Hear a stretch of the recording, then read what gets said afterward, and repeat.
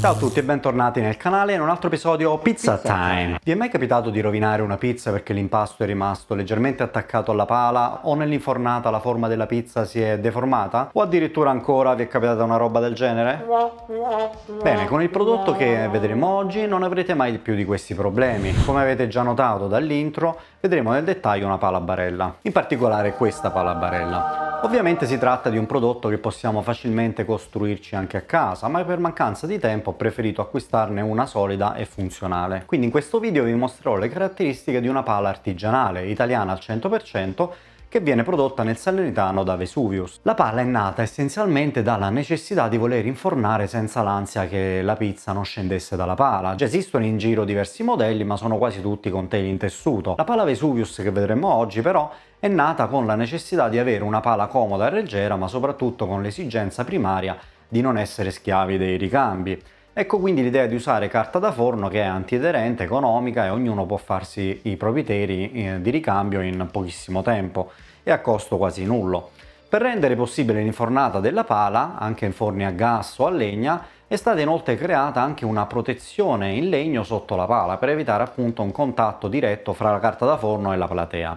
In questo modo quindi la carta da forno dura tantissimo tempo. Nel mio test ad esempio dopo una decina di infornate si è solo un po' stropicciata, ma è ancora perfettamente funzionante e quindi non è ancora necessario sostituirla. Con un impasto fatto bene non sarà nemmeno necessario mettere la farina sotto la pizza e senza l'ansia che la pizza si attacchi sul telo. La pala barella Vesuvius è inoltre realizzata in multistrato di betulla, per cui è solida ma soprattutto è leggera, pesa più o meno 1 chilo, quindi credo sia attualmente la pala barella più leggera in circolazione. Attualmente queste pale vengono fatte su misura per i forni F1 P134H o HA, il Gara, il P150HA, ma oltre alla pala in versione 34x43 che appunto vi mostrerò in questo video, sono inoltre disponibili anche altre misure come la 34x48 o addirittura una versione XXL con superficie d'appoggio di 90x33 sempre con telo in carta da forno e la potete vedere proprio qui a fianco a me ad esempio. Mi è inoltre stato detto che a breve sarà anche disponibile una versione più compatta per fornetti più piccoli. Il costo della pala è attualmente di 50 euro più la spedizione, con 2 teli inclusi nella confezione, ma diciamo gli iscritti al canale possono usufruire di uno speciale sconto di 5 euro comunicando il codice che vedete qui sotto direttamente al produttore. Interessante anche la possibilità di richiedere delle incisioni customizzate al laser sia sul manico che sulle clip. Potrebbe essere ad esempio un'ottima idea per un regalo. Ma fiondiamoci subito nell'unboxing, vi mostrerò prima di tutto come assemblare la pala ed ovviamente faremo poi delle prove sia con pizza napoletana che con un impasto in teglia. Quindi seguitemi!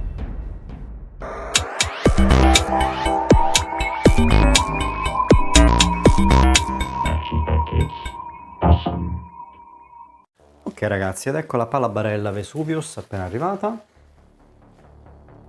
Come vediamo molto ben imballata, il tutto è perfettamente protetto e iniziamo adesso con il nostro unboxing magico. Ed ecco l'unboxing completato. Vediamo che oltre alla nostra pala abbiamo un'incisione del brand.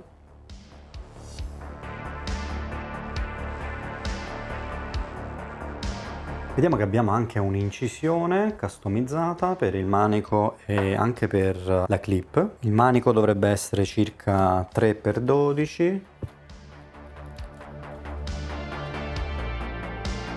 Esattamente, finisce a 12 cm, arriva fino a 15 e qualcosa. Mentre invece per la clip abbiamo un 10 cm per 1 centimetro. Come vediamo abbiamo già della carta da forno pretagliata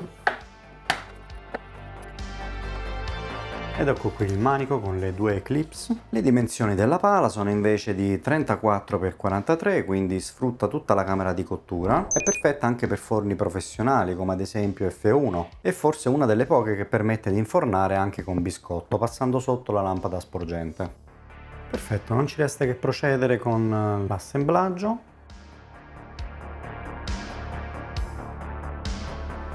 Togliamo la nostra carta da forno, come vediamo ne abbiamo 2.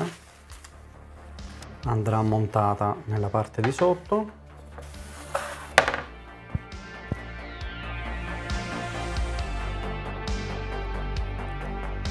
Cominciamo a fissare anche il nostro manico. Cerchiamo di posizionarlo al centro dell'asta metallica, in questo modo.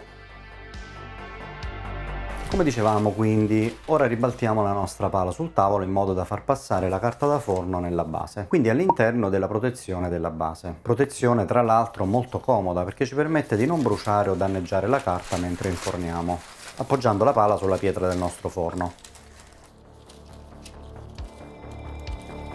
Molto semplicemente così. Ecco qua. Ruoteremo poi il tutto.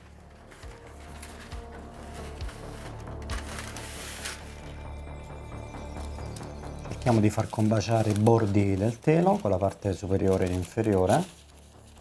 Poi con l'utilizzo delle clip ci aiuteremo per fissare il tutto all'asse. È consigliato non tenderlo eccessivamente, ma lasciare sempre un po' di gioco.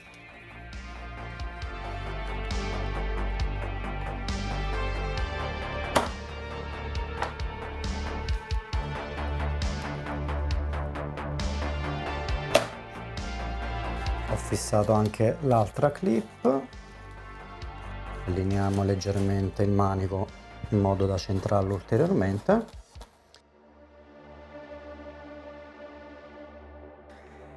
Come vediamo, ruotando le clip possiamo anche allentare o tendere il nostro telo.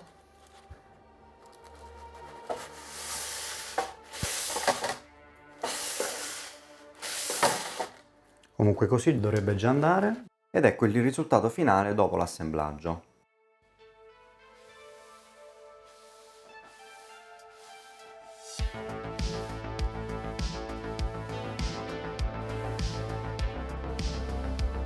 Probabilmente possiamo tendere ulteriormente la carta perché ho lasciato troppo gioco, quindi ruotiamo le clip in questo modo.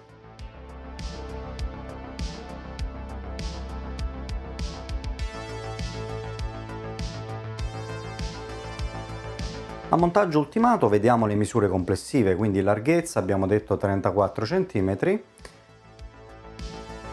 mentre come lunghezza arriviamo a circa 58 cm includendo il manico.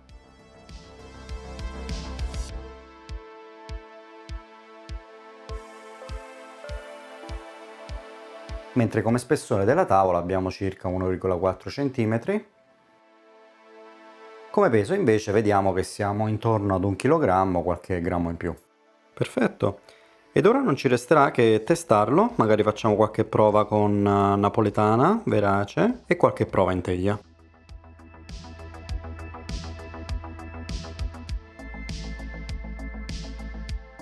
Vediamo ora come si comporta la pala con un impasto da pizza napoletana verace e con uno da pizza in teglia. Per la pizza napoletana ho fatto un impasto diretto da 12 ore di lievitazione al 70% di idratazione. La ripresa in action cam ci darà appunto una prospettiva, diciamo, in prima persona per capire meglio come funziona la pala in dettaglio.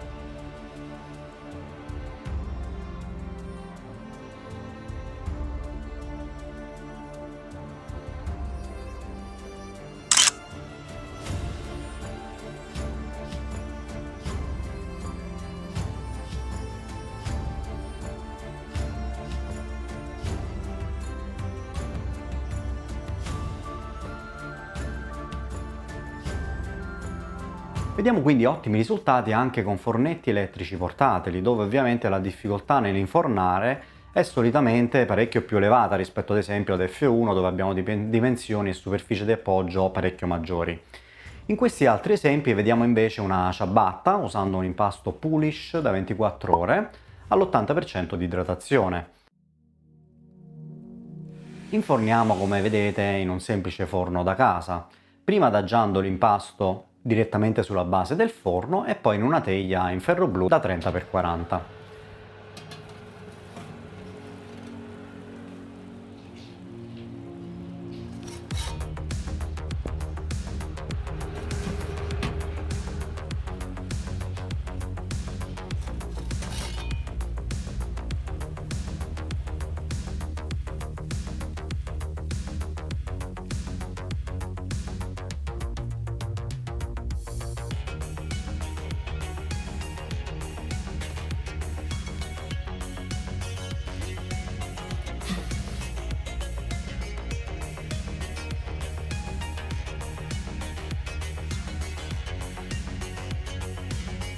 Nella pagina Facebook di Vesuvius, come al solito vi lascio i riferimenti sotto, potete anche vedere diverse prove con F1 ed ecco qualche esempio.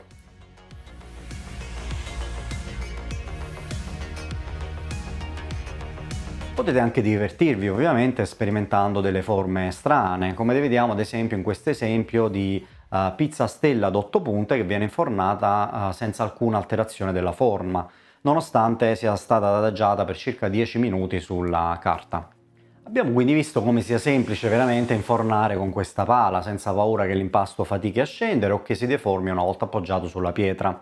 L'infornata sarà ovviamente ancora più semplice con forni larghi, come abbiamo detto ad esempio F1, dove sarà possibile appoggiare anche il tubolare sulla battuta della porta, il che permetterà inoltre una precisione di infornata veramente eccezionale, come abbiamo anche visti dagli esempi di Vesuvius. E con questo siamo arrivati alla fine del video. Se avete trovato questo video utile, lasciatemi come sempre un like ed iscrivetevi al canale per supportarmi. Date anche un'occhiata agli altri video del canale per altri contenuti interessanti. Ma per ora grazie mille per la visione e vi aspetto nel prossimo video.